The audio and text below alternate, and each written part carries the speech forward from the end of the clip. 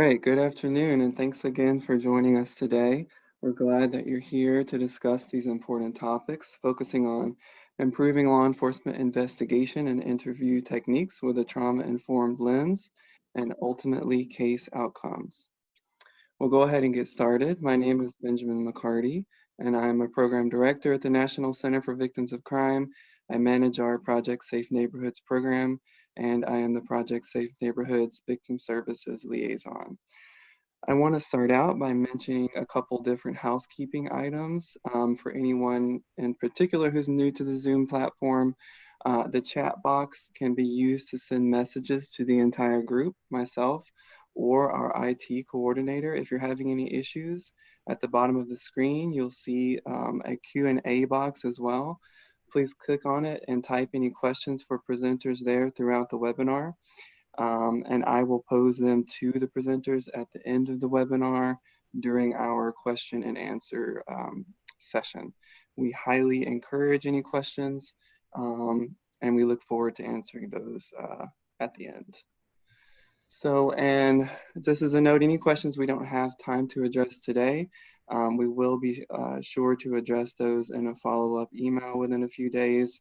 I will take note of those questions and emails and names, and I'll work with our presenters to get you some answers. So don't worry if we don't get to your question today. And finally, we're going to be sending around an email after the webinar with this PowerPoint, along with the webinar recording and a link to a feedback survey. So please be sure to be on the lookout for that and do help us by filling out that survey. It'll help us to improve any future webinars. If we have any tech issues throughout the webinar, please bear with us. We've got our tech team on the webinar, so we'll work quickly to get those resolved.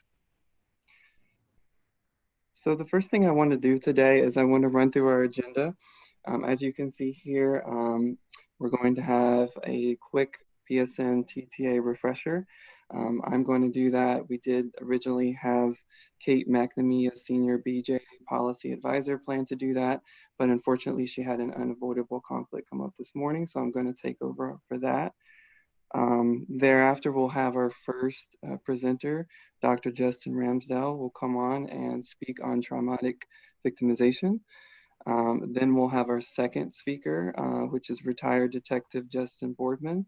He's going to talk about trauma-informed police interview and investigation techniques. And finally, I'm going to quickly talk about some of the training and technical assistance available to Project Safe Neighborhoods teams and other organizations from the National Center for Victims of Crime, specifically for the topics that are presented on today. And then we'll have a question and answer session at the end with the presenters. So with that, I want to get started today with talking quickly about the PSN Training and Technical Assistance Program. Again, PSN stands for Project Safe Neighborhoods and TTA for Training and Technical Assistance.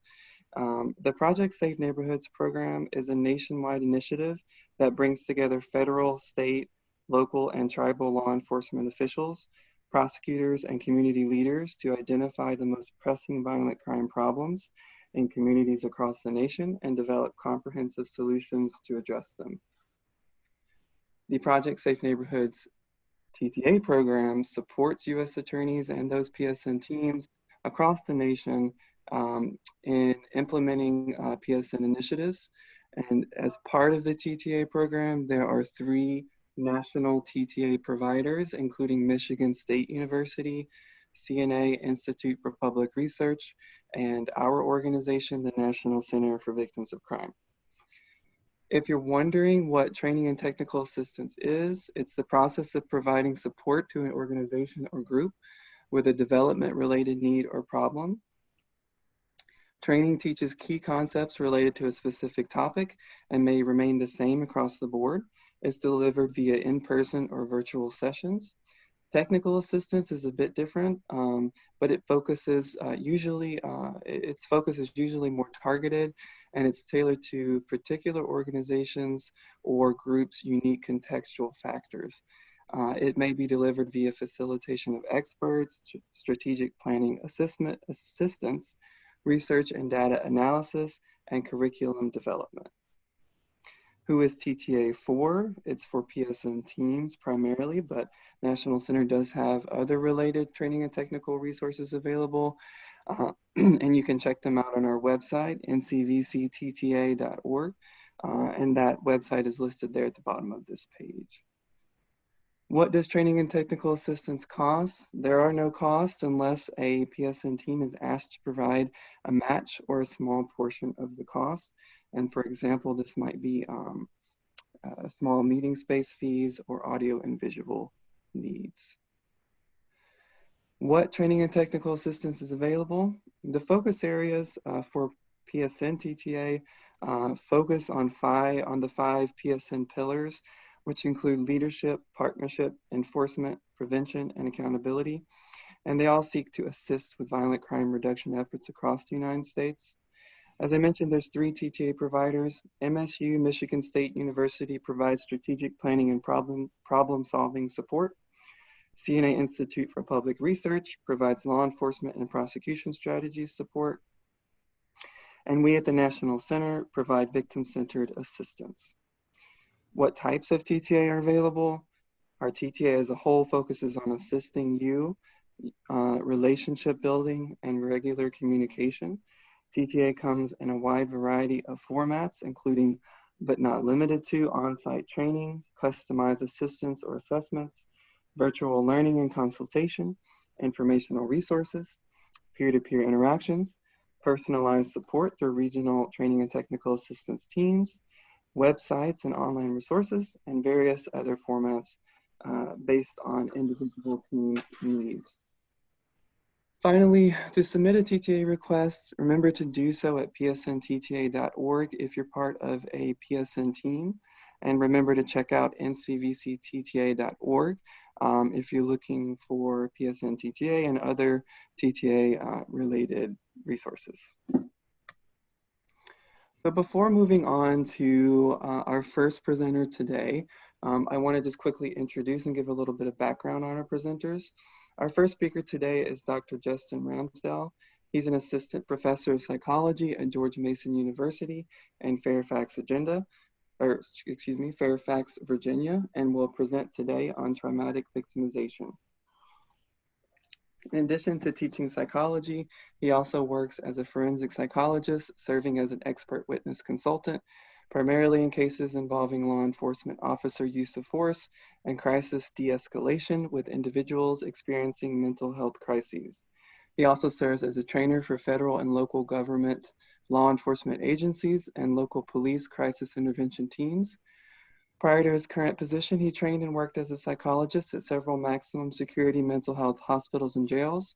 His current work, both academic and consulting, focuses on law enforcement interactions with individuals with severe mental illnesses, crisis de-escalation, and the psychology of victim experiences.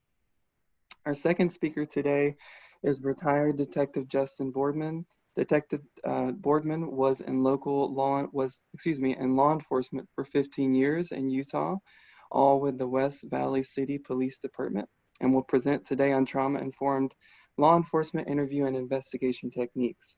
During his 15 years, he has had a very diverse career. His first 8 years were spent as a patrol officer. In that capacity, he was awarded the Police Star and multiple life-saving, distinguished service, and meritorious service awards.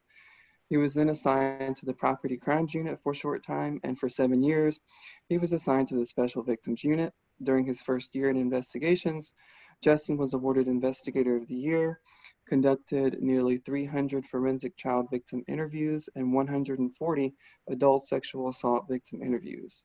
Justin co-authored, along with Donna Kelly from the Utah Prosecution Council, a trauma-informed victim interview protocol for adult victims of sexual assault. The new protocol uses the neurobiology of trauma to gain additional information to be used in investigations. This process has been studied and has shown to increase prosecutions along with procedure changes.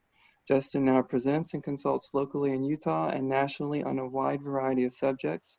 His focus is to strengthen investigations in victim-centered and trauma-informed ways.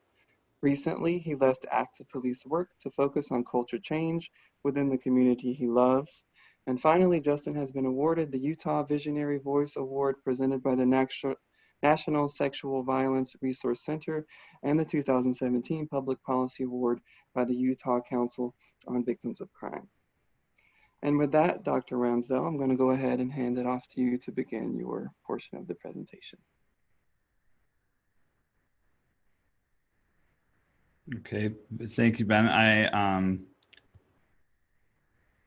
Until you let go of your screen sharing, I cannot put my screen up, Ben. So if you could do that, I will. Thank you. All right, can everyone see that? Okay, so Ben, thanks for the introduction. My name is Justin Ramsdell, professor at George Mason University here in Virginia. I want to get started by talking about decreases in gun violence in the San Francisco Bay Area. So they studied 12 counties in San Francisco Bay, and gun violence has decreased 36% there in the past decade.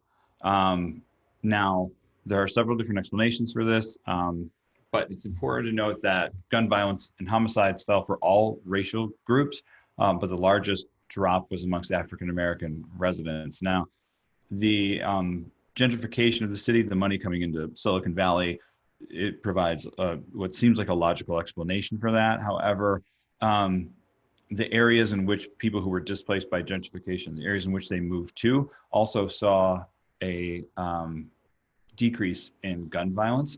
So it's worth noting that the San Francisco Bay Area then has seen a decrease in homicides that outpaces the national average by 29%.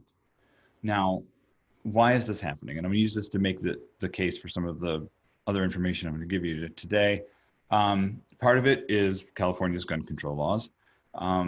But when you talk to local law enforcement and policymakers, they cite this community-driven ceasefire.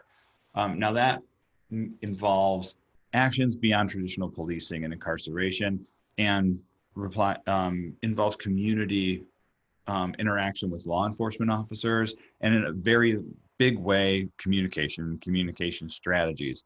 And a very large part of the communication strategies that are employed are trauma informed, right? And so this trauma informed piece it's very, very important when it comes to the overall decrease in gun violence. And today we're going to make the cases to why that is the case. So we're going to talk about traumatic experiences and their relationship to victimization. I'm going to get into some of the neuropsych stuff, but I'm trying to keep it very non-technical and accessible for everyone.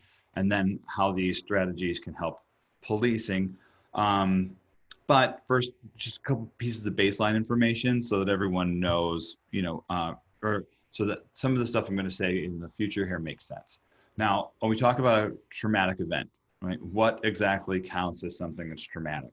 Well, according to the DSM, right, which is a diagnostic and statistical manual that we use to diagnose mental disorders, it's any event in which an individual experienced or witnessed in close proximity the potential for serious death or bodily injury. Serious, it should say, all death is serious. It should say death or serious bodily injury. I apologize. Now, this can happen with natural disasters, industrial accidents, war crimes and war, also violent criminal acts, and any sexual assault, right? But the important part here is, because the word trauma gets thrown around a lot, especially in the last 10 years, it's kind of made its way into normal conversational parlance more so than it has in the past.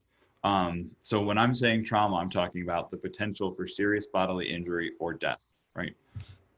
Now, that's what's considered traumatic. But what makes something traumatic for a person, right? There are three things. The first is the one we just covered. It has to have the potential for death or serious bodily injury or involve sexual assault. Now, that can happen directly to you. It can happen in an area near you. It can happen to someone you love. I like to use 9/11 as an example. You could have been in the building, and that certainly counts as a traumatic event if you were in one of the towers. If you worked in the tower and you were walking to the tower and saw the plane hit, that counts. If you had a son or daughter or mother or father who worked in one of the buildings and you were watching it on television, then that, right, count. And also repeated events count. Now, the second thing, and this is where things get important, is that the individual has to perceive the event as being uncontrollable. Okay. To go back to the 9/11 example, if you were an individual who worked in intelligence or for the military, and then you saw the plane hit and you recognized it as a terrorist attack while you were on your way to your office, then you may have been wondering, like, what happened? How did we not know this was coming? Where was the breakdown in intelligence and communication? So you would perceive the event differently than, say, another person who worked in accounts receivable on the 60th floor who was walking next to you on the sidewalk. They may perceive it as uncontrollable because they don't have the same background as you do. And this is true of all different events. So it's not only the potential for death or serious bodily injury, but the individual has to perceive it as uncontrollable. And the last one is it has to challenge personal beliefs or concepts. And that's something I'm going to get back to in a minute. Okay, so you just have to bear with me. Now, when you're born, right, and while I try my best not to sound like a psychologist most of the time, sometimes you got to talk about mom and dad and babies. And when you're born, you inherit certain genetic traits and predispositions. With their behavioral traits, we call them temperamental traits, right? Your temperament is different than your personality. Okay? Your personality is formed over time as your temperament interacts with the people and the environment around you. So if anyone who's been around kids knows when they see, in my daughter's school, I'm using air quotes here, they call it spirited, a spirited child, right? Then those levels of activity, like whether you're kind of like driven by a motor or not, those are innate. You know, some kids may just want to sit and read a book and they're happy doing that for a couple hours, and other kids need to be up doing something all the time. That's a temperamental trait. It's born. You can only move it so far, if at all, right? And now there are other temperamental traits that influence how people perceive trauma. So when you think of genes and temperamental traits, I want you to think of it like a light switch and like a dimmer switch. And you have all different types of temperamental traits. Like I said, your activity level is one of them. How much you like structure, and like you like to eat at noon and go to bed at 9. Like those types of things are very much determined by temperamental traits. But there's other ones that we're concerned with today, and I'm going to cover those one at a time. Okay. The first one is your levels of introversion and extroversion. Now, you can be born as a very extroverted person. You could be born as a wallflower, and those are going to be really stable over time. They're not going to change a whole lot. And now, if you are extroverted, you've got a larger social network because you talk to more people. You have a larger group of friends. And so if you experience a traumatic event, a family member who's killed in a murder or domestic violence incident, whatever it may be, you have a larger social network to call on for people to talk to. You have a larger social network of people who you can call on for help to help you with different things. If you're introverted, there's fewer people to talk to. You have a smaller social network. And not only that, if you're introverted, you're probably less inclined to discuss those things with friends in the first place. So people who are extroverted generally have fewer PTSD related symptoms after a traumatic event. Fear response is kind of obvious, but that's a temperamental trait, right? Everyone knows the person in your office or the person around who's really easy to scare. My family gets really into Halloween, and we have a full-size skeleton that we put up as decorations. And when I pulled it out this past year, I kind of tapped on my 8-year-old son's shoulder with the skeleton hand from behind, and he turned around and freaked out. Dad, that's not funny. And it was funny. But he's like, let's go do it to Marilyn. So we went, and we're going to do it to his 10-year-old sister. And she's reading a book, and we sneak up behind her and we tap her on the shoulder with the skeleton. And she turns around, like no reaction whatsoever. She just got excited to see the skeleton. She's like, oh, are we putting up decorations? Right. And they've got like 2 very different fear responses. And those are genetically predetermined for the most part. Now, if you have a higher fear response and you're more easily frightened, then you're going to experience a certain event, let's say a robbery at gunpoint, as being more severe because you're going to be more scared than a person who isn't as easily frightened, right? And so again, this is a temperamental trait you can't control. You're just kind of born with it, but it affects how you view the traumatic event in the first place.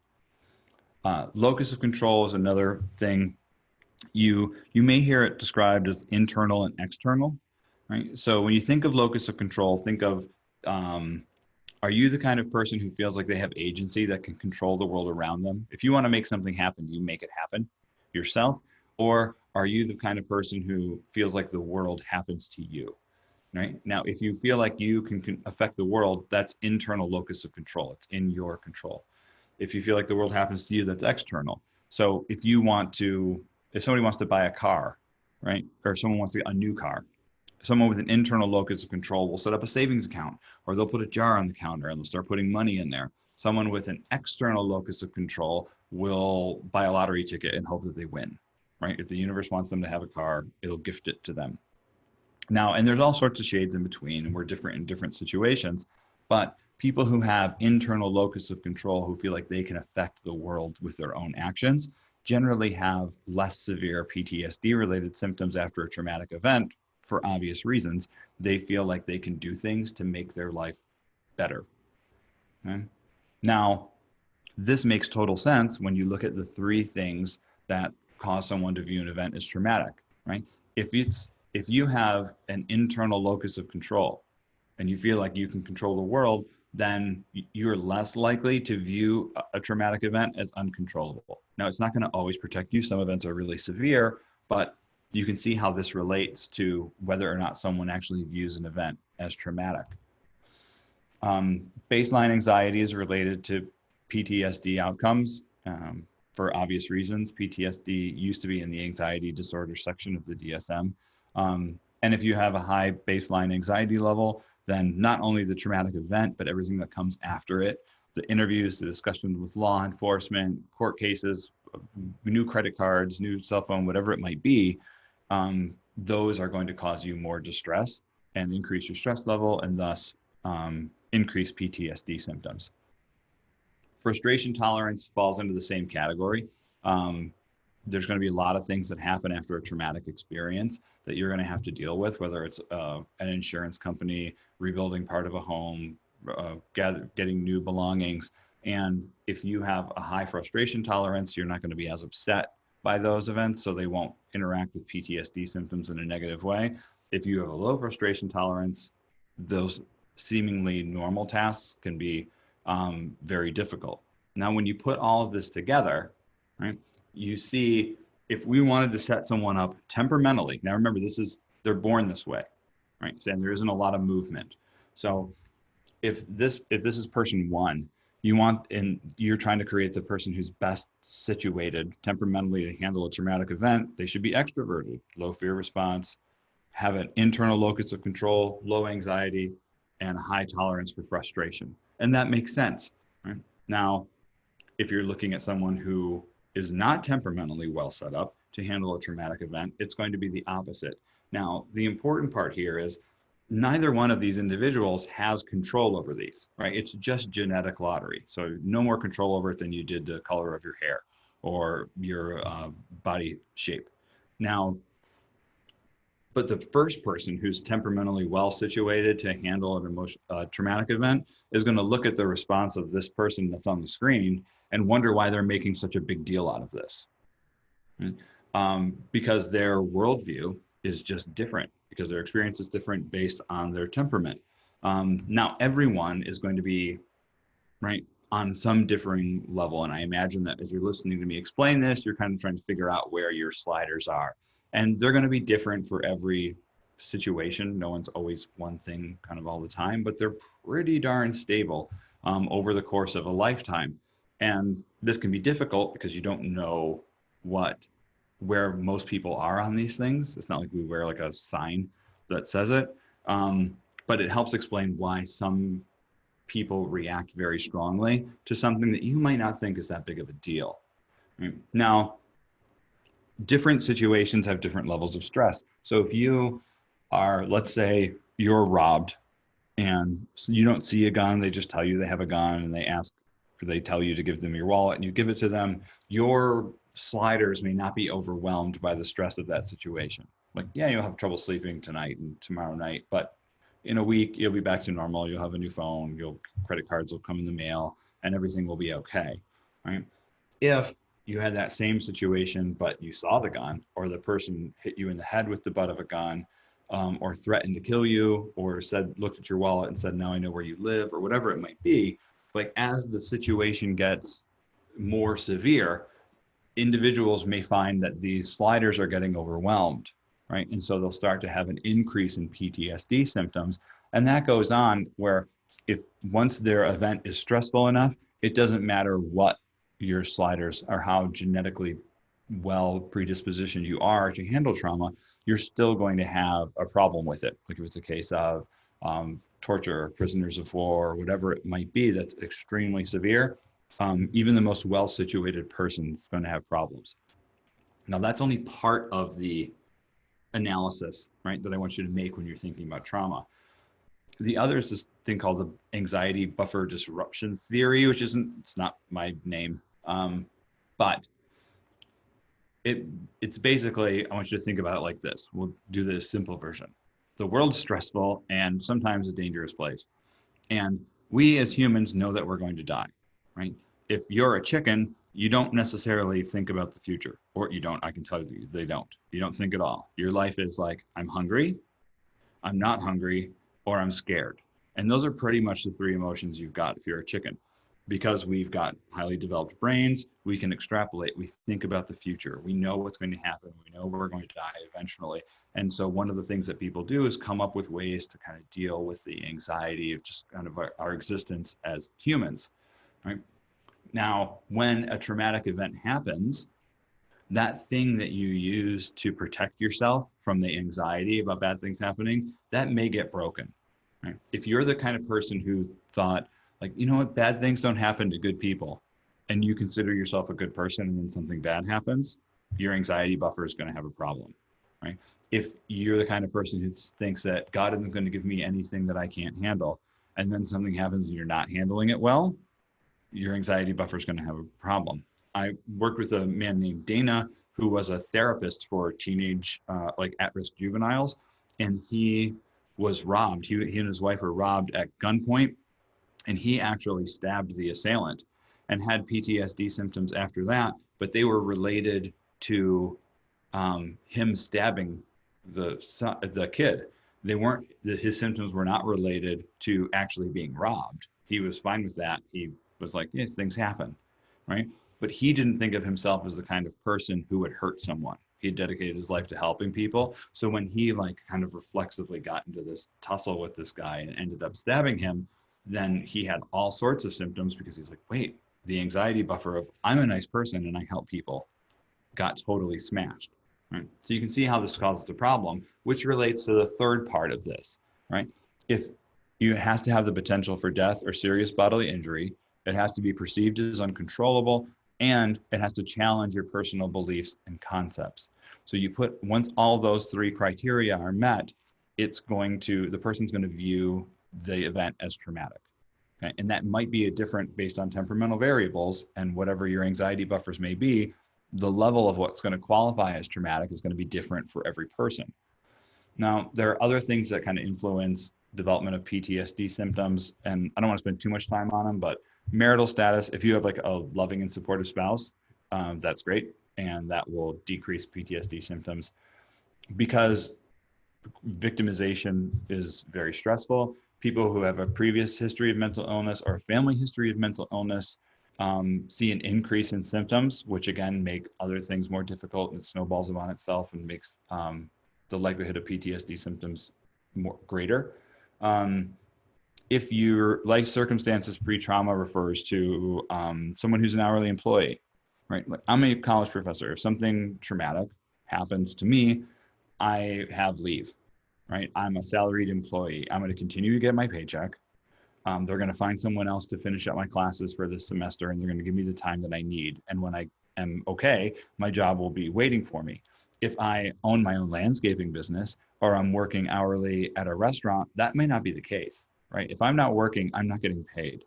And so I can't afford to take off of work. I may not have great health insurance. And those kind of circumstances can really provide barriers for people to get treatment, even though they might want to, and can lead to increase in PTSD symptoms. Prior trauma also increases the likelihood of experiencing PTSD symptoms after a trauma. It's not totally clean.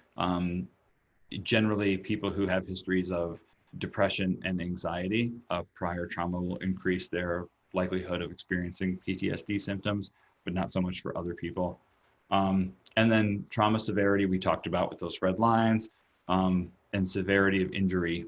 You know, if you are put in a wheelchair because of the incident, or you have a gunshot wound and you have a scar on your chin, then every time you get in your wheelchair or every time you shave in the mirror, you're going to notice the scar, you're going to notice the wheelchair, and you're going to get a constant reminder of the trauma, which is going to make it harder to deal with, on top of like the physical pain of rehab.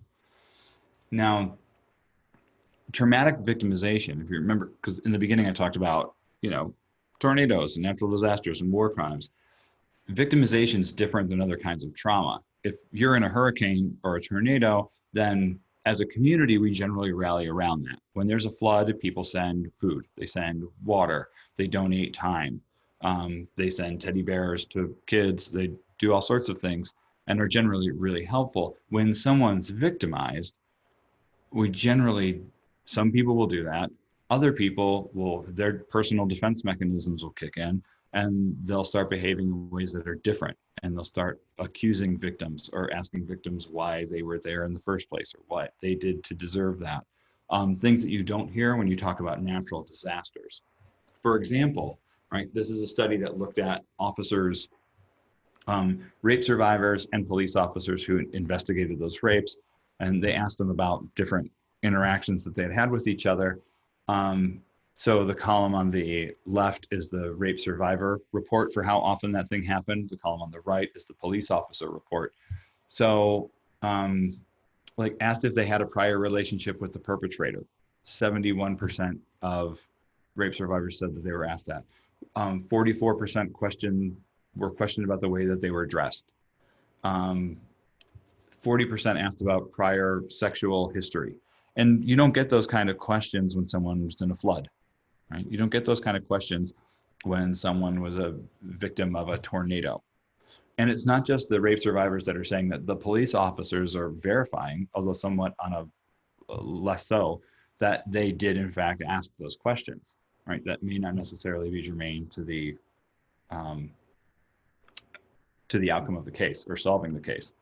Now, these questions, I'm gonna let Detective Boardman cover that and how to handle this, right? But the issue here is that, oh, there we go, that this makes the individual in general feel like they've been violated by the system, and that makes them very reluctant to seek help.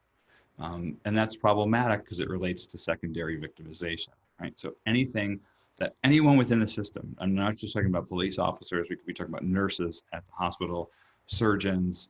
I've heard stories from just about everyone who's dealt with the victim, right? If the victim experiences that question or that comment as insensitive, or then they feel like they're being violated by the system, and it's going to lead to a decrease in help-seeking behaviors, which includes helping the law enforcement officers in their investigation, right? So it's problematic for everyone when a victim feels like this. Now, here are some quotes from the lead investigative detectives that I've heard them make. So the stuff they say makes no sense.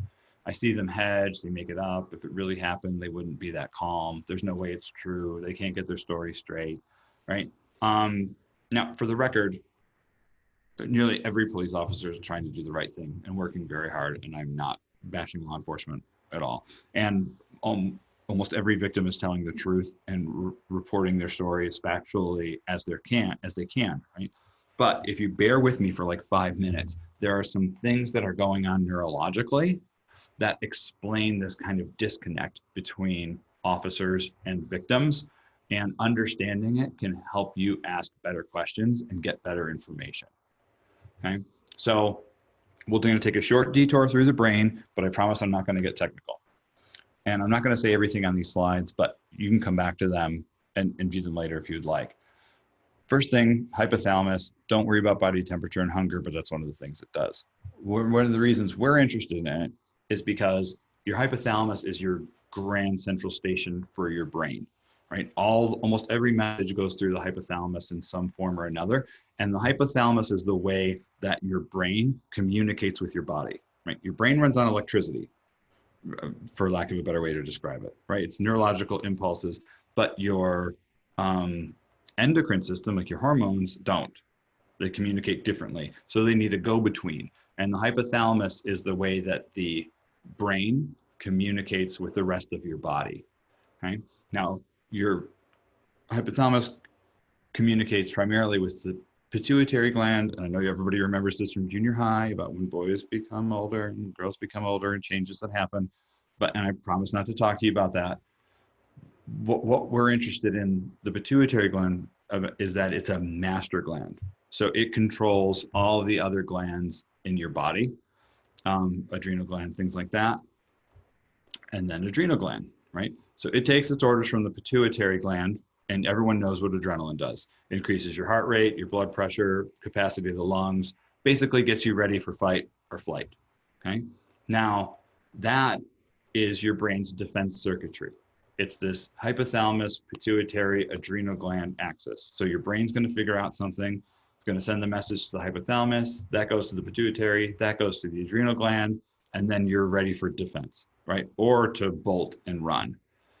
Here's a practical example. Right? Let's say you're out on the street walking around, right? Everything is going well. You're reading a book while you're walking or text messages. So you're processing information with your frontal lobe, right? Your frontal lobe's giving you directions about where to go. You're seeing different things. Everything is kind of working out, okay? Then as you're walking, imagine that you see a bear, like a gigantic grizzly bear as you're crossing the street. So over there on the left-hand side, there's a bear. Now, your amygdala is your brain's emotional center. It is focused on fear, anxiety, and aggression. That's the little voice in your head that tells you something's not right. Those gut feelings you have are your amygdala, right? Now your amygdala doesn't connect to your, to Broca's area, which is a different thing. We're not talking about it, but Broca's area produces language. So your amygdala doesn't have words. It just sends feelings out. So when you see a bear and you're walking, your amygdala is going to go like, oh my God, that's a bear. I got to run, right? We need to get out of here. And so the amygdala sends that to the hypothalamus, that sends it to the pituitary gland, and that sends it to the adrenal gland, and all that happens in 1/100th of a second, which is why, and you know the feeling, right? Like if I threw something at you when you weren't ready for it, you get that jolt, and that's how quick this system integrates. Now, if you are like trying to run away from a bear, this system works, right? It's worked for a really long time. Humans have survived because of it, right? However, there's a problem, okay? Now, in modern society, one of the problems is that the pituitary gland doesn't just tell the adrenal gland what to do, it also releases cortisol, which increases the amount of energy you have to run or fight, and it releases opioids. Your body has natural, what we call endogenous opioids, that block pain. And if you hear those stories about like the mother or the father who pulled the car off of someone, right? Adrenaline plays a big part of that because of, but the other part of it is cortisol, because your body's just dumping all the available energy stores that it has into your muscles. And the other part of that is opioids, because when you're lifting something that's too heavy for you to lift, your muscles are going to be tearing and there's going to be pain associated. So and if you're trying to fight off the bear, so your body releases opioids so that that doesn't happen, right? So you can't feel it so that you can get out. Like, well, your body's we'll deal with the wounds later as long as we're alive theory, which has worked for people. Now, let's say it's not a bear, right? What if you're the victim of a crime? What if you're walking here and you're mugged and someone pulls a gun on you? Now, that same system that helped you get away from the bear is going to help in this situation, but it's also going to cause some problems, okay? So we know that we have adrenaline, opioids, and cortisol. And those three things, increase physical performance, decrease pain, increase available glucose or energy, are super helpful when we're running away from a bear. However, adrenaline diverts blood away from the frontal lobe. Opioids also cause flat affect, or like a flat emotional presentation. Cortisol negatively impacts the hippocampus functioning, which I'll explain in a second. So when you look, let's go back to these quotes from the officers, right? There's no way it's true. No one would have acted like that if it's true. Well, adrenaline is going to basically shut off your frontal lobe. So if you've ever seen a victim of crime who's done something, you're like, why did you do that? It seems like so illogical. Well, when you're in fight or flight mode, like your body doesn't need to digest lunch. It doesn't want all the brain circuitry working. Your brain takes up 20% of your body's oxygen. So if we can shut part of that down, we're getting a big boost in other parts. And so it decreases blood flow to the frontal lobe, and the person literally doesn't have all of their problem solving capacity available to them when you're in fight or flight mode. And of course, you and I are looking at it afterwards saying, like, that's weird. Why didn't you do that? But I'm thinking about this from a totally calm place when I've got all my faculties, right? So adrenaline explains part of this. If it really happened, they wouldn't be that calm. Well, they would be that calm if their body's flooded with endogenous opioids. Like, I imagine that most people on this webinar have probably seen someone who has been addicted to an opioid medication. And when they do, they're blank, right? Opioids not only take away pain, they take away all the emotion, they take away everything. And when your body's flooded with the natural ones and a victim's reporting what happened to an officer, they can be very flat, right? In a time where you would expect them to be like really worked up and gesticulating all over the place. But if they have a flood of endogenous opioids, then they would actually be that calm, right? Now, the high levels of cortisol impact your hippocampus.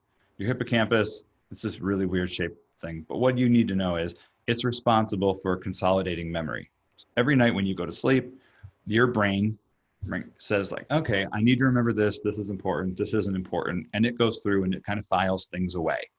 Like, oh, definitely got to remember that thing so-and-so said about so-and-so, but you might not need to remember the temperature of the room you were sitting in or whatever outfit your coworker was wearing that particular day, right? And so it decides what's useful and what isn't useful to consolidate into long-term memory. Now, when the hippocampus is exposed to cortisol, it loses its functionality. In fact, in children who are in long-term abusive, physically or sexually or mentally abusive home environments, their hippocampus is physically smaller. It's actually decreased in size because their system is always flooded with cortisol. So those kids are doing really poorly in school. And they're like, well, why can't little Johnny remember math? It's like, well, because his hippocampus isn't working. Like you can teach him and he can tell it back to you, but tomorrow he's not going to have it because it's not getting stored in long-term memory, right? And to imagine what this is like in a trauma, like if you didn't have this PowerPoint, you just had to listen to me say all of this and knew that you were going to get a test that you were going to get graded on afterward, right?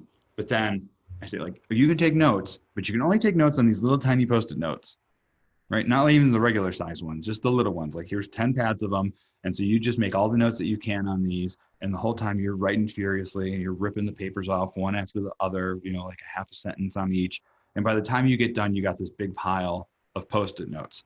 And then right before the test, I walk up to you, I take that pile of Post-it notes and I just chuck it in the air, right? Now, it's not like all that information's gone. It's all around you, right? The problem is it's all out of order.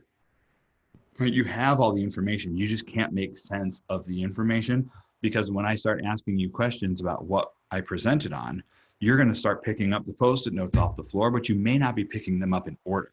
So you're just going to pick one up and you're going to be like, oh yeah, you said this. And then you're going to pick up another one and say like, you said this, but that might've been from 10 minutes ago. And then you might pick up something that's one of the last things I said.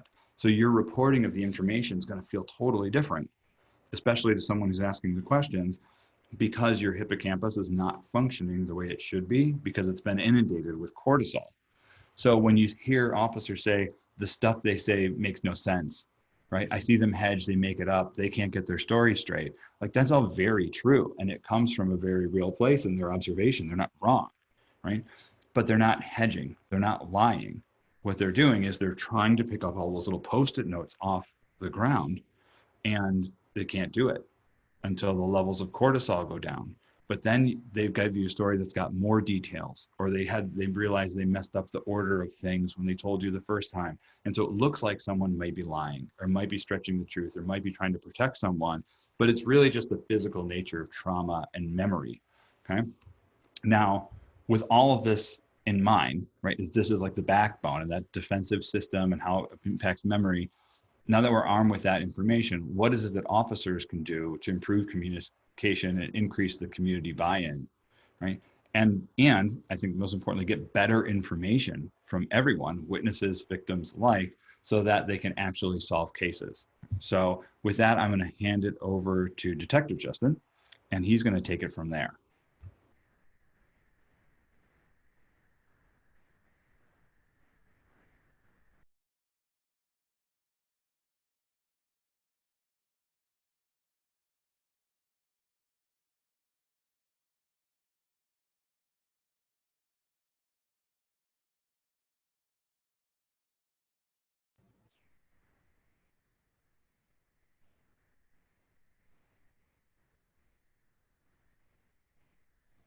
There we go. Sorry about that. So thank you for that, Dr. Ramsdell. We're going to take that science and we're going to bring it into communication with our victims, our witnesses, and people that we talk to and communicate with on a regular basis. So these techniques that I'm going to talk about can be used for a bunch of different crimes, not limited to like domestic violence or homicide, human trafficking, sexual assault. So what we first want to know is trauma is a normal response. It's a normal biological response to abnormal events. So weird things that happen to us. What happens, and what Dr. Ramsdell was talking about, was this. And I'm explaining this way because this is how we train in the police academy a lot. And we train to be traumatized, although our victims in many circumstances are not. So we are communicating right now with our rational brain, with our frontal lobe, or rational thoughts with our prefrontal cortex. And that's in that front part of the brain. And then something happens. Somebody jumps out of the car with a gun, or maybe it's a forearm across our victim's chest, or a domestic violence.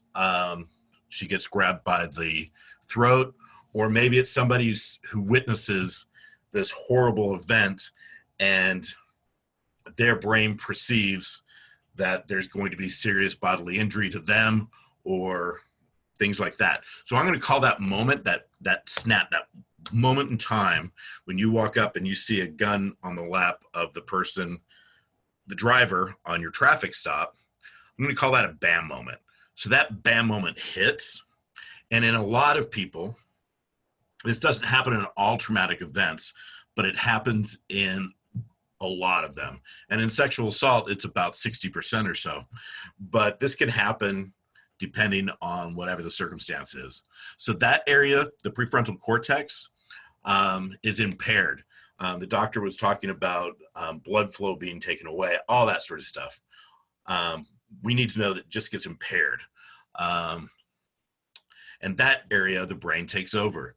And what we were calling the defense circuitry is what the doctor was calling. And that's your hippocampus, that's the amygdala, that's all that stuff in there. So we have our rational brain and we have the holy crap brain that we're trying to communicate with. So the defense circuitry can kick in, like we were just saying a second ago, during domestic violence, during witnessing homicide, threats, or attacks. This area, this defense circuitry, is sitting in your brain and it's always scanning the environment. So whether we're approaching a domestic violence scene or responding to a homicide scene, or if our victim is traumatized, we all have this defense circuitry that's scanning. It's always on the lookout, and when it detects an attack, if you will, it can kick in, and it can vary from a split second to a few, and then it may take over. So we saw that X go across the brain. So it works similar to a smoke detector. And the smoke detector stores, does a lot of things like what the doctor was talking about, from fight, flight, but even freeze. And freeze is something that's very counterintuitive to us in the justice system. But it also, you talk to this area of the brain in a different way to get information out. So what's really important so that we can get that information is when this switch happens, we can get these flashbulb memories. So if you think back to the last time that you were traumatized, whether somebody pulled out in front of you and you almost hit them and you were able to steer away, work the brake, all that stuff, that split moment. Maybe it's something that happened on the job. It can be a whole lot of things. But when you're thinking about it right now, more likely than not, that memory is in a photograph. Okay, a flashbulb memory is what we call it. And so it's a vivid memory of an emotionally arousing event. So that's going to be one of our keys to getting information from our traumatized person. So it's a vivid memory so that when we see this again, we may be able to survive this event. So it gets your defense circuitry involved. And this is why you remember these events more clearly than others. And when those of us that have gone through therapy like EMDR therapy for our PTSD, they work with these flashbulb memories. So it's that bam moment, okay? So the effects that it has on our memory, what's poorly remembered is the sequence of events, like the doctor was talking about with the whole sticky notes and things like that, and the details outside the perceived threat. So that's a lot of times when we're responding to a victim of a robbery at the 7-Eleven, and we go at the dispatcher's trying to get information and trying to get descriptions of the suspect, and they're not able to. And then we get there, we're a little bit frustrated. We start talking to the victim. They're saying, yeah, medium build, medium height, dark hair, black clothes, no details. And then you start talking to them about items that are well remembered. And it's the details most important to survival. It's right at that bam moment. So the threat of harm, we call it the weapon focus a lot, but our 7-Eleven clerk's not able to tell you what they were wearing with too much details. But what they do remember is there was a big old gun in my face, and it was black, had pearl handles, this, that, and the other. They're able to describe that because that was their threat to survive.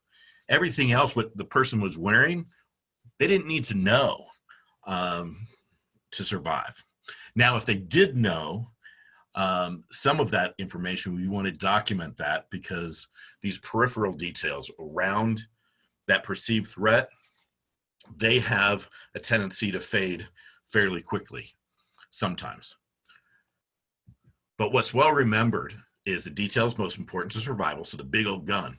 And that photograph memory is encoded in the defense circuitry and stuff, in emotions and your sensations. What did it smell like? What did it feel like? Those sort of things. So that's the key. So we're looking for that bam moment, that picture of the event. And there can be more than one bam moment during this event. It can be multiple different things. But we're looking for that, and it's encoded in emotions and sensations. And so we're going to want to ask questions around that moment using open-ended questions and emotions and sensations. Okay? So dissociation, we could spend days on dissociation. We're just going to cover a lot of the top that's more of what we would call counterintuitive. So some things that just don't seem right when we're talking to somebody. And it's the brain's method of protecting us from sensations and emotions. So he was talking about like the opioids and things like that. So we can go get spaced out, disconnected from one's body. Imagine if we were a caveman and we were walking along the path hunting, and a saber-toothed tiger jumps out, and we don't react very fast. You first freeze, and And hopefully for those of us in law enforcement, it's fast. But maybe we look down and go, those are some big teeth, and we're not able to jump out of the way as fast. And the saber-toothed tiger grabs a hold of our ankle and starts chewing it off. We don't want to feel that. And so that gets numbed down a little bit. So we can be disconnected from our body, and autopilot kicks in. Autopilot's super important to us. We'll explain that a little bit more in a second. But our victims might say, you know, I was like in the corner, you know, standing and watching. It was like I went to another place. I was just spaced out. We're like, really? But this autopilot thing, yeah, there it is again. Really important. We train as officers for autopilot, and we're building these neural pathways. So if you do walk up onto a car and a gun comes out, we go back to hopefully that neural pathway that we built in training, and we go into autopilot and take care of business. But sometimes that doesn't happen, and we could freeze there. But where it gets counterintuitive is our victims may do things to finish the assault. They might do weird, well, it's normal response, but to us it feels weird. Sometimes a rape victim will finish the situation, if you will. So they may go into dissociation and complete what was the rapist was trying to do. So it can be very counterintuitive to us. It doesn't mean that they weren't raped. So what we're looking at is these neural pathways, and we train for these. So maybe the one on the left was walking up in a car and somebody's in a gun. Maybe it's responding to a traffic accident code, and that's the middle one. You know, we're trained to look out for, you know, pedestrians or cars that are going to blow through the stoplight and not hear you. We're taking that neural pathway. Sometimes it may show up differently, and you might go down on the one on the right that's a little bit bumpy or not as well made. Sometimes our brain will just go straight through the weeds. But if it can't make up its mind fast enough, it will freeze right here. And that's very counterintuitive to us. It's an immobility, if you will. So it's an addition to the fight or flight. So immobility. So the purpose is to preserve life. And we've seen all the animal videos, and in a much longer situation or training, I would show some videos. Perception equals reality. It's brought on by a perceived inability to escape. It usually follows a failed struggle or fight to escape. Sudden onset, pronounced verbal and physical immobility. It can last for minutes or hours, and it's brought on by extreme fear, physical contact, so on and so forth. What we really need to know about this is perception equals reality. Okay? Our victim, our witness, or us, our perception of what's happening is our reality. We might be looking at somebody and going, really? You thought you were going to die? Well, it's their brain's perception is their reality, their defense circuitry. So it's not rationally thinking through things. Their brain's perception is their reality. So pronounced verbal and physical immobility, we might talk to somebody and go, well, why didn't you scream or yell out? Well, I tried to scream, but I couldn't. And you're like, really? There was people in the other room that would have helped you. Think about this. If you're listening to the radio and one of your colleagues on the other side of the city gets in does a traffic stop, and all of a sudden the car takes off on them, and now they're in a pursuit. Most of us have heard that. And maybe it's a rookie, and he's stuttering through things. He can't get the words out.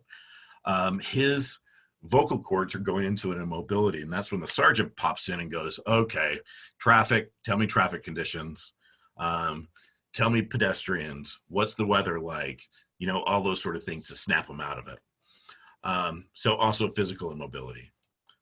All you really need to know is there's an immobility, because this is happening to more and more of our victims than the fight or flight. So it's similar to Tonic, but it's a sudden onset, has all sorts of other body stuff that's happening to it. But what it does do is it causes wooziness, faintness, sleepiness, loss of consciousness, and loss of muscle tone. I was in a foot pursuit once, and my legs left me, and right in the middle of a parking lot. I tried to do the best tactical role as I could, but it still wasn't pretty. It happens to us. A lot of times people might say that they were, it does all sorts of counterintuitive stuff that we could talk about more at another time. But sometimes, well, the pass out can go back and forth. So if we go back to the saber-toothed tiger and we go into collapsed immobility and dissociation and we wake back up and the saber-toothed tiger's not done eating my foot, I may pass back out again.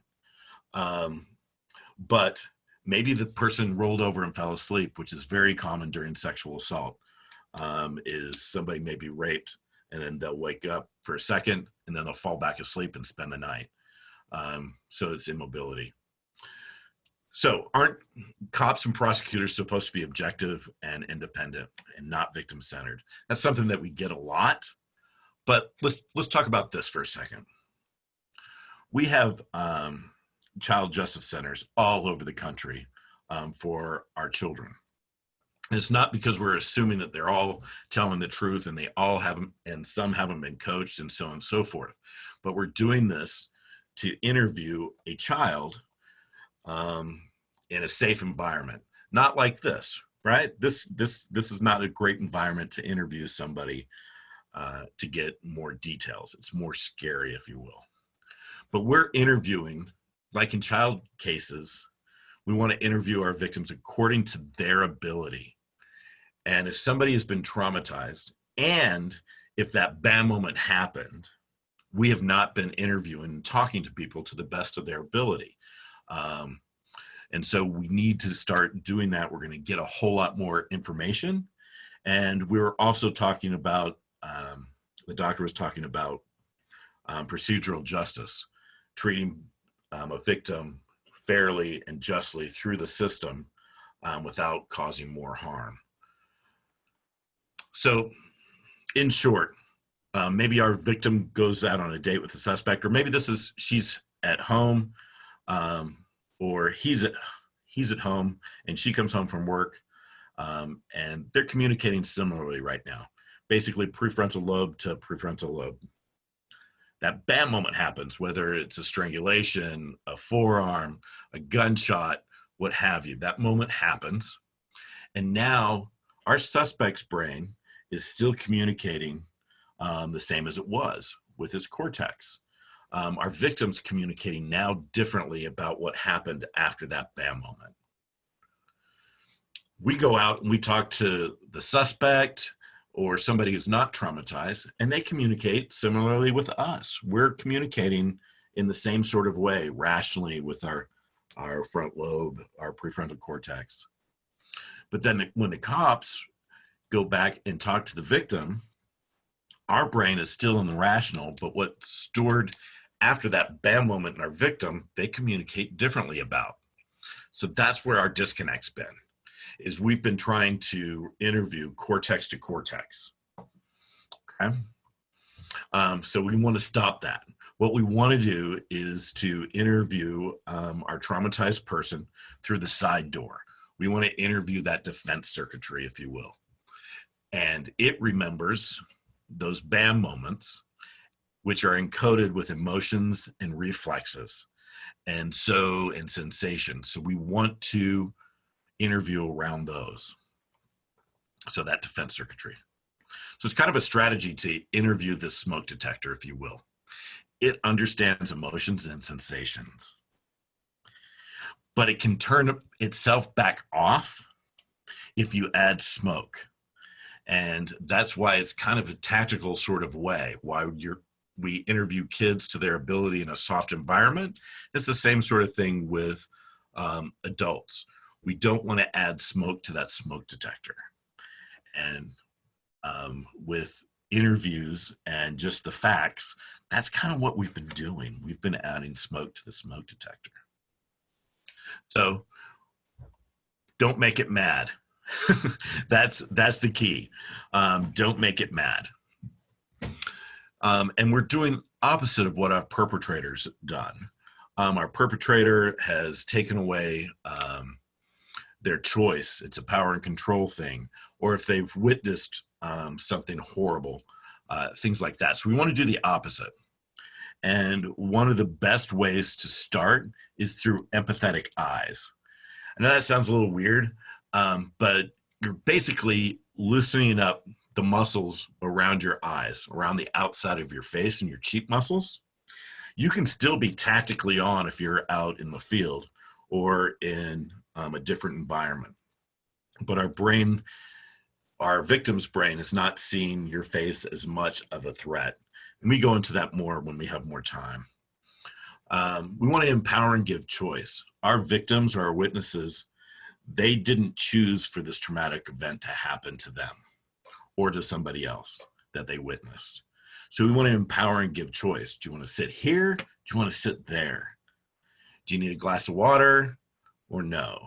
Do you need to use the restroom before we start talking? Those are small choices, but they help take away some of that smoke from the smoke detector. Open posture, we get that. We want to act interested, active listening, but we don't want to interrupt.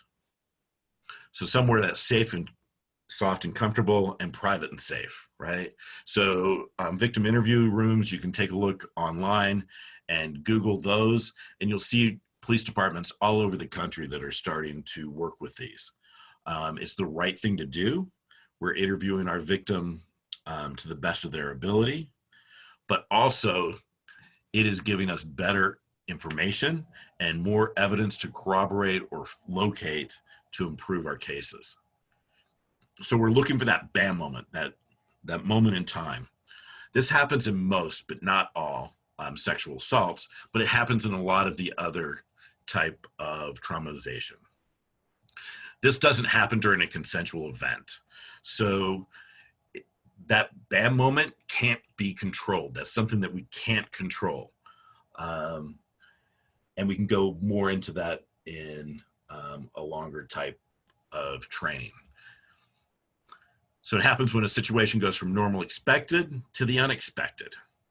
That weapon focus, that dissociation to the gun, or maybe they said, you know, this was happening to my body and I just stared at the stained ceiling tile. That doesn't happen during consensual encounters, or in this case right here with consensual sex. So the better approach to trauma-informed victim interviews is like the child forensic interviews. They have the identical goals. And here's the big thing. Starting off, our victims talk in a narrative form without us interrupting.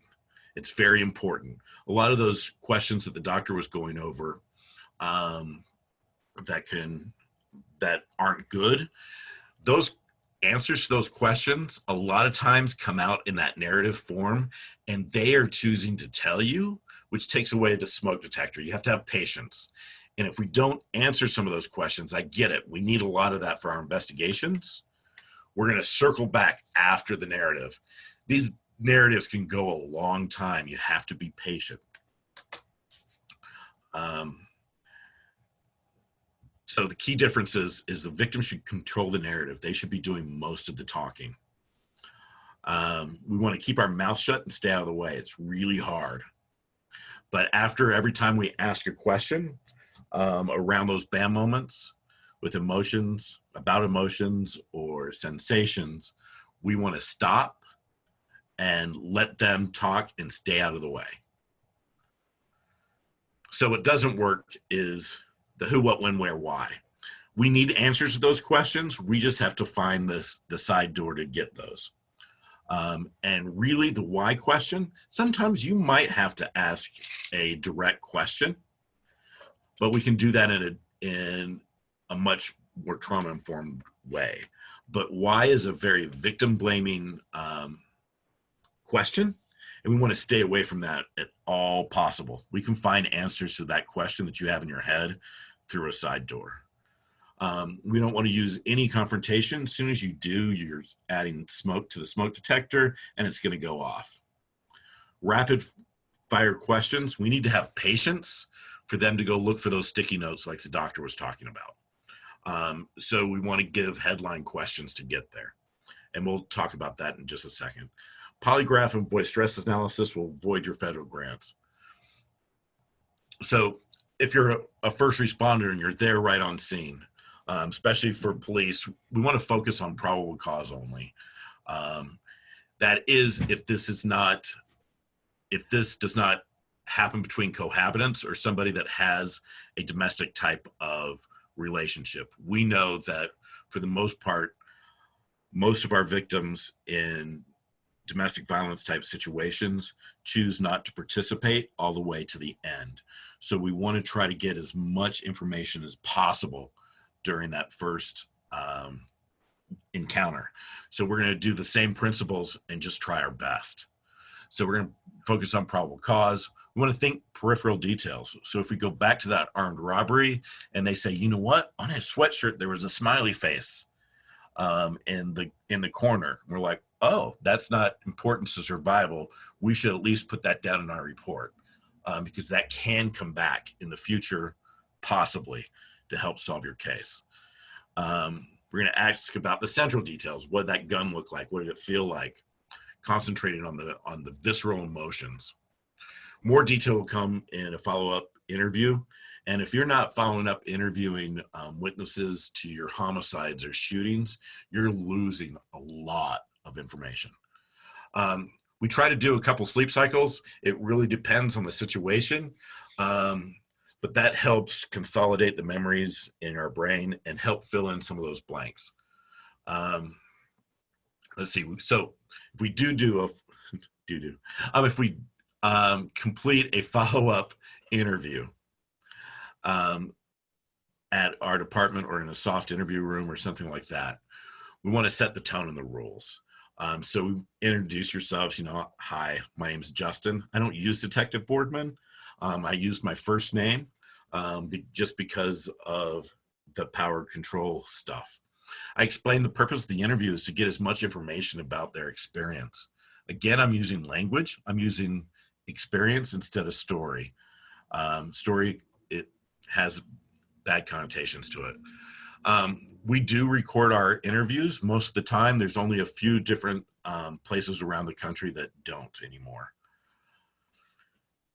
I explain the rules. So, hey, thank you for being here. I'm here to gather as much information as you're able to give me about your experience.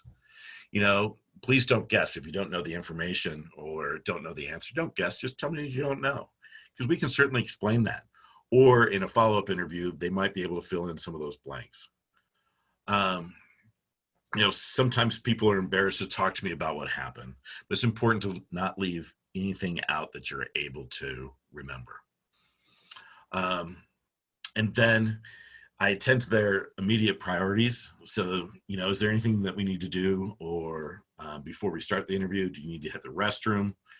If this type of interview was in the past took you 30 minutes, it's now going to take you an hour and 15, an hour and 30 minutes, because these are long interviews and it takes a lot of patience, but you're going to get better information. Do you have any questions before we get started? The interview, help me understand everything you're able to remember about what happened. There's nothing in there that's victim blaming. They want to help you.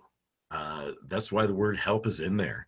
If they've reported a crime, they want to help you solve it. And able is one of those words that is non-blaming as well. And then you let them talk. Sometimes they'll say, hey, where do you want me to start? And I'll usually start them somewhere.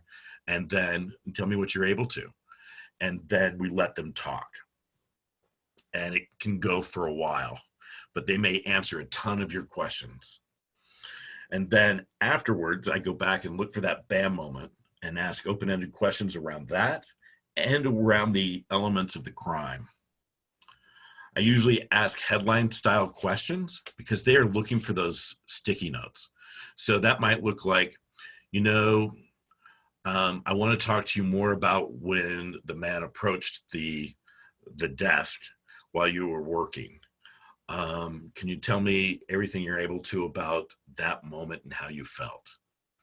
And you shut up and stay out of the way. You're going to get all sorts of great stuff, but what that gives them time to do is to go look in their defense circuitry for those sticky notes. So we're not making them look bad. Or make them look like they're making things up. And so we want to focus on the threat and the emotions. And then silence is an interviewing tool. We do that with suspects because they squirm, and it's awesome when they give you information. This is actually works differently. This gives our victim time to process and give us better information. It works beautifully. Sometimes it sucks, but we have to ask hard questions so that they don't pop up in court or so on and so forth. But if they're necessary, I let them know why they're necessary first. So, if it's drug usage, I'm going to go back and say, I want to talk to you more about this part of your experience. And the reason I want to ask these questions is because this, and this. So then ending it is extremely important.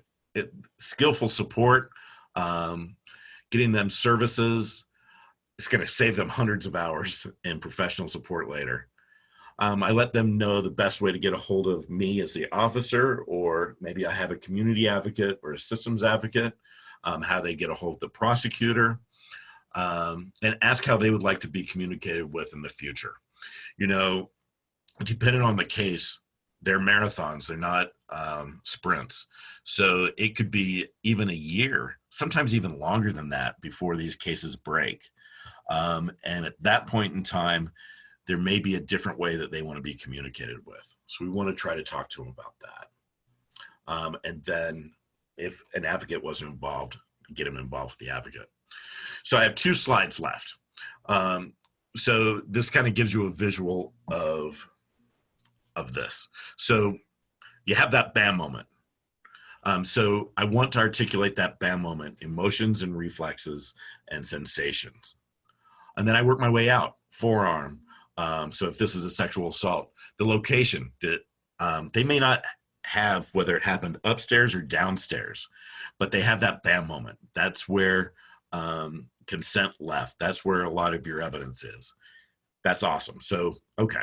They may not give us everything, maybe alcohol involvement or who poured. So you're working outwards to the peripheral details, like that smiley face on the sweatshirt. And then some suspect information, description, but the color of their shoes, didn't rape them, our victim, or didn't rob our victim at the 7-Eleven. So how were they isolated? Witnesses, we're working time of day. If it happened at 7 o'clock, or 6:30, more likely than not, your victim's peripheral details will be faded. So they are going to be giving us more of this type of information and might not have all the peripheral details. When we talk to a suspect or someone else who's not traumatized, I go the opposite direction, especially with the suspect. So where our victims are the weakest is the peripheral details. That's where I get started with the suspect. So they may be able to give me this information, and they might invoke Miranda at this point, or here. Maybe they'll go ahead and confess to this moment. But we have the rest of the details that our victim was didn't have the details stored in their brain to corroborate our victim's story and to give us a full picture. Our suspect may stop communicating with you at this point, but then our victim has talked to you about that bad moment and a little bit outwards, if that makes any sense. So basically, our suspect will give us the timeline, and our victims will tell you how that timeline felt. So, maybe you'll be lucky enough to get a confession or something to this point, or they're talking about consent, but we filled in all the other gaps. And that ends my portion.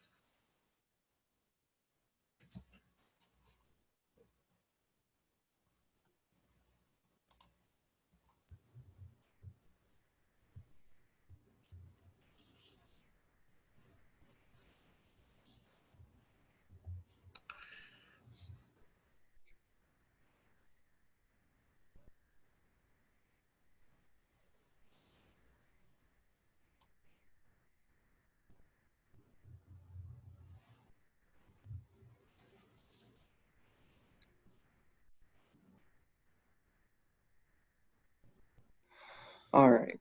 Thank you both so much for your presentation. Really important and helpful material.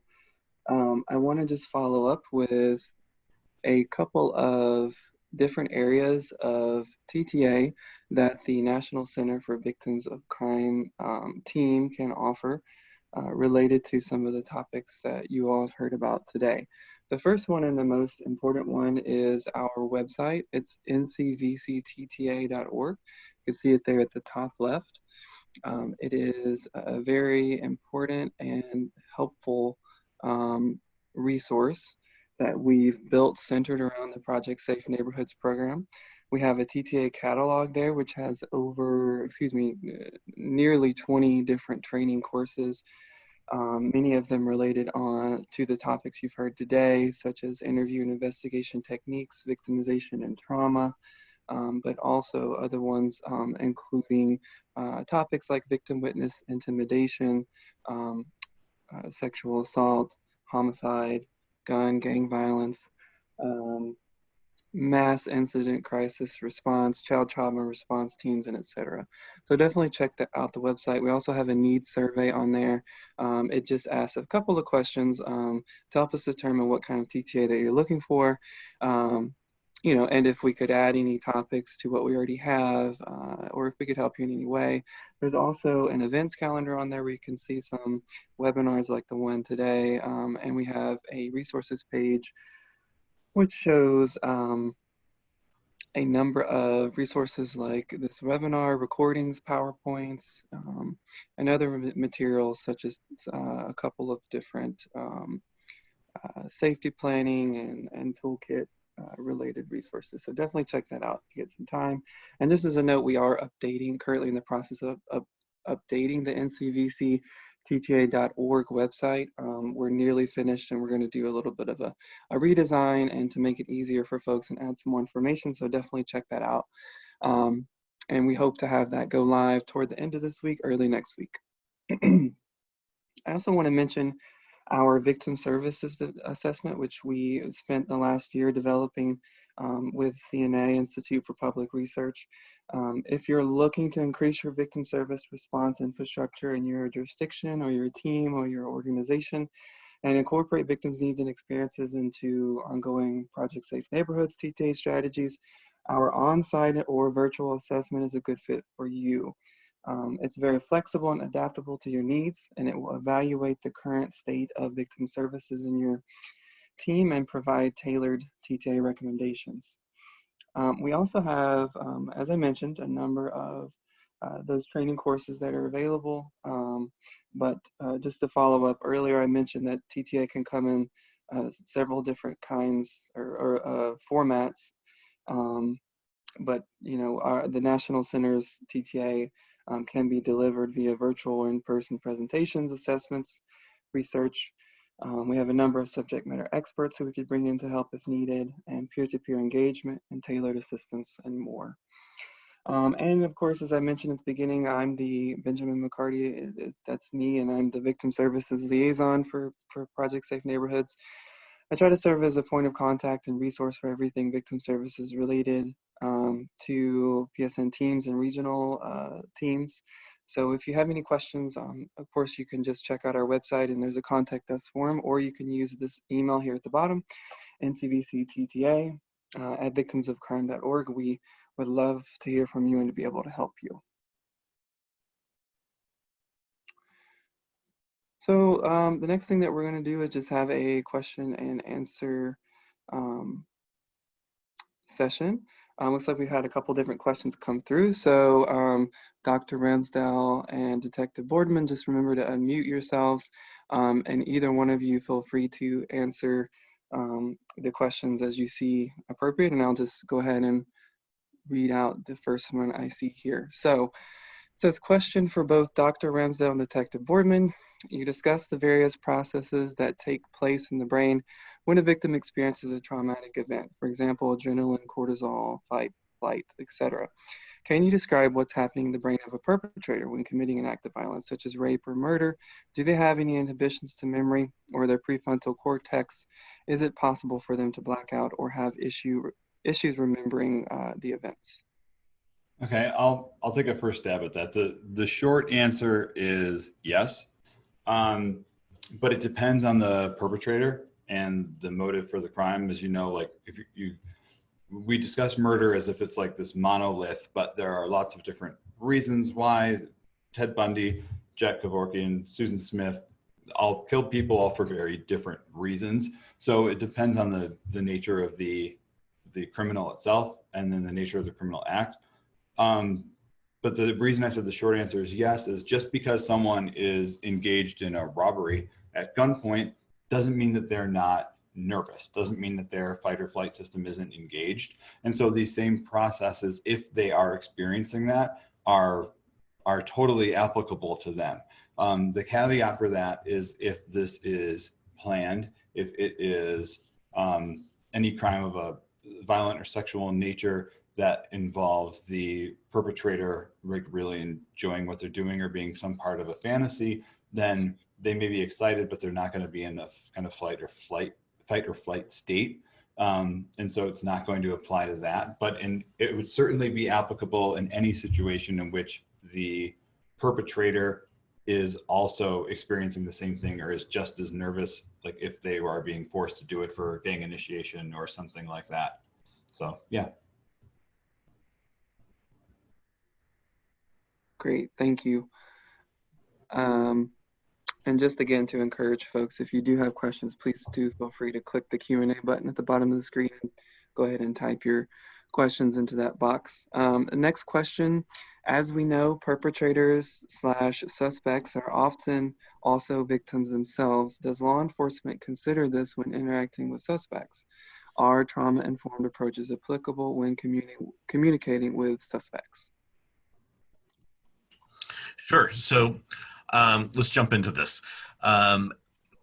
So yes, they are often victims themselves in the past. And does law enforcement consider this when interacting with suspects? Sadly, not as much as we should be. That's something that we are learning more and more so. And so it may not be on the law enforcement's radar if we're doing these type of interviews. We're jacks of all trades. We know a little bit about a lot of subjects, and we don't normally just specialize on one type of subject matter, if you will. So that would be ish. And then does this also work with communicating with suspects? And yes, there's all sorts of different ways to go about that. There is the empathetic interview. There's all sorts of different ways to go about it. But the trauma-informed victim interview that we just explained is one of those ways that we can try to get to the bottom of it with our suspect. But it's also, again, patience. My specialty was more on the victim side, but I have seen the empathetic type of interview work with our suspects.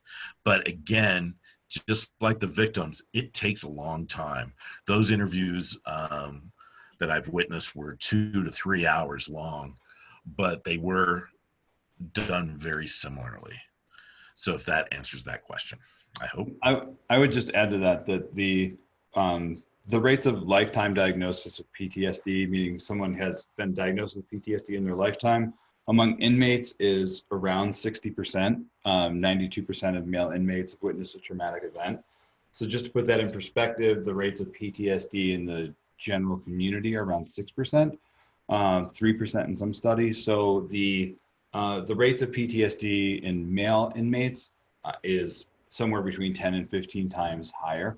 And what we've learned over time is that line between offender and victim is often thinner, longer, and blurrier than we have previously thought. And I know that because of a lot of things that law enforcement officers have to do and the way they have to operate in the world, they tend to think of things in terms of good guys and bad guys. And but but the gray areas are certainly worth exploring. And the interview techniques are, they're communication techniques. They work on everyone.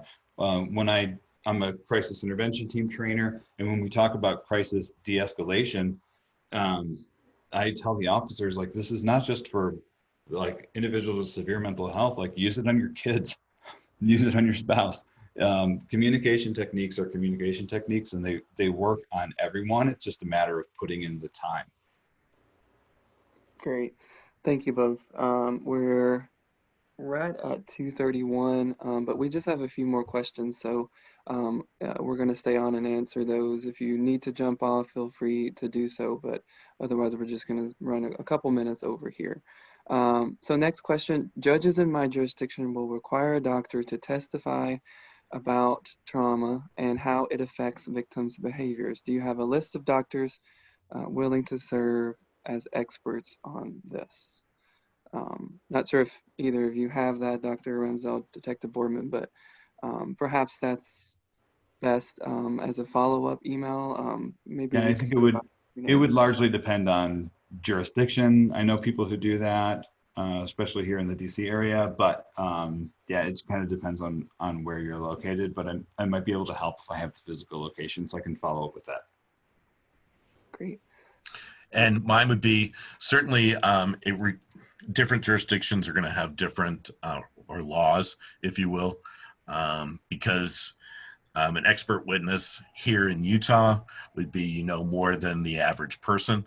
So we have victim advocates all the way to psychiatrists testifying. It also has a lot to do with your jurisdiction's budget and willingness to hire somebody. But there are people all over the country that certainly would do it. Great. Thank you both. Next question, are you going to provide certificate of completion for today's training? I can answer that one. Yes, we will. If anyone is needing that, please reach out to us at ncvctta@victimsofcrime.org. It's that same email that I had on the last slide, and I will, it's going to be on the last slide as well here in a second, so I'll leave that up in case folks need it. Last question that I'm seeing is, you mentioned that victims often have issues with memory encoding at the time of a traumatic experience, and talk about using questions that tap into a victim's sensations to help them trigger memory. What are other things you can do to help a victim access fractured memories? I can provide one additional tip is one thing we've got good research evidence for in terms of something that works is called a cognitive interview. And while we don't have time to get into a lot of the details here, having the person, like getting the story chronologically from the beginning is going to be one thing. And you're going to want to do that. But then having that individual start at the end and go backward. Like, for example, if you were to tell me about your day up to this point, and you started from like the moment you woke up and got out of bed, and you describe details, and then I had you start from this moment on and then describe your day backward, you may actually are likely to pick up new pieces of information when you go backward and insert them into the proper place in the story. So you can have the victim tell the story forwards, have them tell the story backward, and then start at very particular points. Like, okay, so you were sitting in your car and you were listening to this song, and then what happened? And then have them do that again, but just starting at, once you have the whole story. So forward, backward, picking up in the middle is the kind of the quick cognitive interview primer. And that has good research evidence to not only give you more information, but give you valid information. Like, they're not just going to be making up details that are going to be superfluous. Great. All right, well, that's all the questions that I see. Thanks again to both of the presenters. And do remember, as I said a couple times, if you have any other questions you think of that weren't addressed now, please do reach out, and I'll be happy to collaborate with our presenters and get answers to you on those. I do have just a couple more quick notes. As you see up here, the National Center for Victims of Crime hosts our National Training Institute, which is our annual conference every year. We've done so for about, I think more than 10 years, around 10 years now. And we have around 1,000 attendees every time. If you're interested, do plan to come and see us in Atlanta for this year's National Training Institute, September 30th to October 2nd. You'll see the link there at the bottom, victimsofcrime.org/trainings. Registration is now open. The conference hopes to improve your response to victims of crime through promising practices, current research, and effective programs and policies.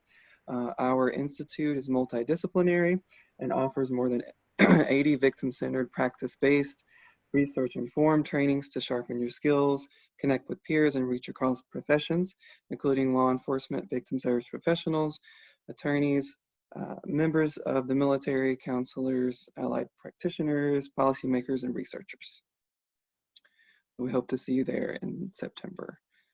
And finally, do reach out to us, ncvctta.org, that's the National Center for Victims of Crime TTA website. And then you've got the PSN TTA.org website, which serves as a resource for all PSN teams from all 3 TTA providers, which again is NCVC, CNA, Institute for Public Research, and MSU, Michigan State University.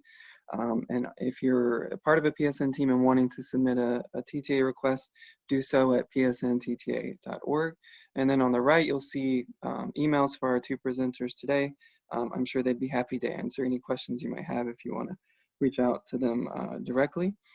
With that, that'll be all that we have today. Thanks again to our presenters, and thank you for joining. And do look out for that email in the next couple days with our webinar, PowerPoint, recording, and follow-up survey. Thanks to everyone, and have a great rest of your day.